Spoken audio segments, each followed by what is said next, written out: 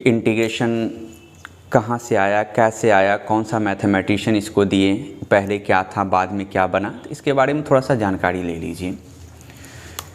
Integration की अगर हम बात करें, इंट्रो में हम रखेंगे इसको। जनरली यह माना जा रहा है कि इंटीग्रेशन मैथमेटिक्स के ओरिजिन से ही था। मैथमेटिक्स के ओरिजिन से, इसका मतलब मैथमेटिक्स जिस समय डेवलप किया था उस समय से भी इंटीग्रेशन था, लेकिन उन दिनों इंटीग्रेशन का प्रचलन ज़्यादा तौर पर नहीं था। हम इंटीग्रेशन में दो ग्रीक मैथमेटिशियन का जिक्र करना चाहेंगे। ग्रीक मैथमेटिशियन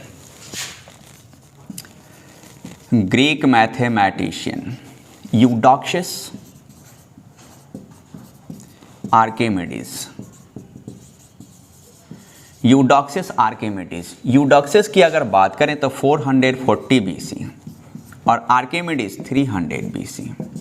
ये दो ग्रीक मैथमेटिशियन थे। ये दोनों का दोनों ग्रीक मैथमेटिशियन इंटीग्रल कैलकुलस का पहला कॉन्सेप्ट देने वाले थे। इंटीग्रल कैलकुलस का कहिए कि जहाँ से ये स्टार्ट हुआ उसको कहते हैं। इंटीग्रल कैलकुलस का पहला नींव इन्हीं दोनों के द्वारा दिया गया था। यूडोक्सियस 440 BC और आर्किमिडीज 300 BC।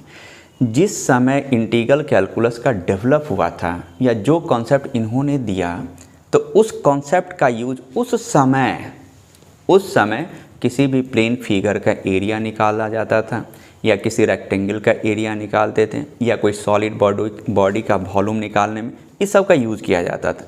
जैसे आप रेक्टेंगल का ही एरिया निकालते हैं, इसका दो तरीका होता है। एक कि आप क्षेत्रमिति का यूज़ कर लीजिए, लंबाई गुने चौड़ाई आ जाएगा। दूसरा, इन्होंने वह फार्मूला अप्लाई नहीं करके इंटीग्रेशन का मेथड अप्लाई कर दिया, एक नया तरीके का कॉन्सेप्ट डेवलप कर दिया। उस ड्यूरेशन जो भी इन दोनों के द्वारा कॉन्सेप्ट दिया गया था, उस कॉन्सेप्ट को वहाँ पर लॉजिक मेथड कहा गया था। लॉजिक मेथड, इन दोनों के द्वारा जो दिया गया कॉन्सेप्ट था उसको लॉजिक मेथड नाम दिया। Logic method. और इस मेथड से किसी भी प्लेन फिगर का एरिया, सरफेस एरिया, ETC निकालने में करते थे। लेकिन 17th सेंचुरी में अगर हम चले जाएं, इन 17th सेंचुरी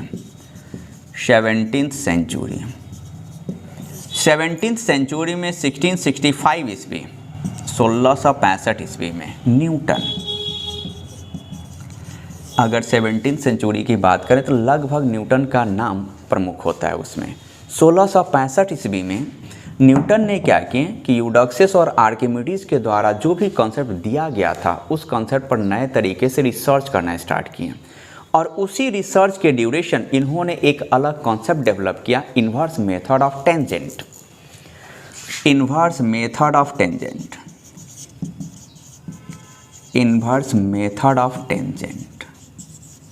ये न्यूटन के द्वारा डेवलप किया गया कॉन्सेप्ट था। और ये किसकी सहायता से? तो यूडोक्सियस और आर्किमिडीज के द्वारा जो कॉन्सेप्ट दिया गया था उसका हेल्प लेते हुए इन्होंने इन्वर्स मेथड ऑफ टेंजेंट का डेवलप किया। इसी को आगे चलकर इन्वर्स फंक्शन के रूप में भी रखा गया है। इन्वर्स मेथड ऑफ टेंजेंट से ये क्या करते थे न्यूटन? तो इन्वर्स मेथड ऑफ टेंजेंट का यूज ये किसी भी कर्व पर का पॉइंट निकालने में, उस पॉइंट पर टेंजेंट का इक्वेशन निकालने में, टेंजेंट का स्लोप निकालने में, नॉर्मल का इक्वेशन, नॉर्मल का स्लोप निकालने में, ETC में अप्लाई किया करते थे। इन्वर्स मेथड ऑफ टेंजेंट से किसी भी कर्व पर का पॉइंट निकाल दीजिए, टेंजेंट निकाल दीजिए, टेंजेंट का इक्वेशन निकाल दीजिए, नॉर्मल निकाल दीजिए, नॉर्मल का इक्वेशन निकाल दीजिए, अप्लाई कर दीजिए। और इसी इन्वर्स मेथड ऑफ टेंजेंट को आगे चलकर एंटी डेरिवेटिव कहा गया। एंटी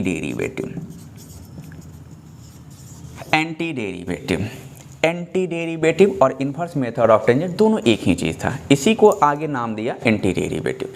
हम आगे अगर आ जाएं, इन 1684 से 86 एक मैथमेटिशियन था लेबनिज। इन्होंने एक बुक लिखा एक्टा यूरिडोटोरम।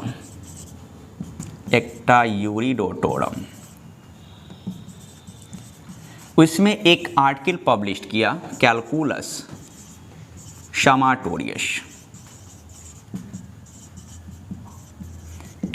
समाटोरियस। ये लेबनिज के द्वारा लिखा गया बुक था, एक्टा यूरिडोटोरम। 1684 से 86 ईस्वी के बीच की बात है यह। एक्टा यूरिडोटोरम बुक में एक आर्टिकल लिखा गया, कैलकुलस समाटोरियस। अब इस आर्टिकल में क्या बताएं, इन्होंने कहा कि इस यूनिवर्स में जितने भी छोटे छोटे पार्टिकल्स हैं, छोटे वस्तु कहिए, पार्टिकल कहिए, और वह पार्टिकल अनंत चला जाए और उसका एरिया का सम मुझे लिखना पड़े तो कैसे लिखा जाएगा। तो छोटे छोटे इनफाइनाइट पार्टिकल या इनफाइनाइट वस्तु के एरिया का सम का इन्होंने एक सिंबल दिया, यह सिंबल। उस समय यह सिंबल लिखने का मतलब हो जाता था कि सभी स्मॉल वस्तु का एरिया, और कैसा, इनफाइनाइट वस्तु होना चाहिए, एक दो नहीं होना चाहिए, अनंत होना चाहिए, जिसका कोई अंत ना हो। इसी में 1696 मैथमेटिशियन जे बर्नौली इन्होंने लेबनिज के द्वारा दिए गए सिंबल से सहमत थे कि रियली में यह सही है, और इसको नाम दिया गया जे बर्नौली के द्वारा कैलकुलस इंटीग्रली। Calculus integrally,